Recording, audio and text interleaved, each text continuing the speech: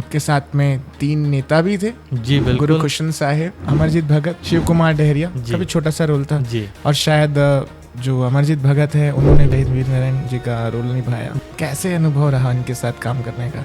जी बहुत अच्छा अनुभव रहा सारे लोगों के साथ काम करने का। गुरु खुशवंत साहब जी हैं, उन्होंने गुरु आगरदास जी का रोल निभाया है, बालक दास जी के छोटे भाई का। अमरजीत भगत जी ने शहीद वीर नारायण सिंह जी का रोल निभाया है और डॉक्टर शिव कुमार डहरिया जी ने सूत्रधार की भूमिका निभाई है। जब मंत्रीगण हमारे साथ आते थे फिल्म करने के लिए तो पहले दिन से ही वो लोग इतना ज़्यादा मतलब ऐसा कहीं से नहीं लगा कि हम मंत्रियों के साथ में शूट कर रहे हैं। सारे लोग बहुत डाउन टू अर्थ, बहुत अच्छे थे। जैसे हम लोग जब सेट पे बैठते थे तो ऐसा लगता ही नहीं था कि वहाँ पे कोई नेता हमारे साथ बैठे हैं। सारे लोग अभिनेता की तरह ही बैठे रहते थे। जो डिस्कस होता था वो स्क्रिप्ट पे डिस्कस होती थी।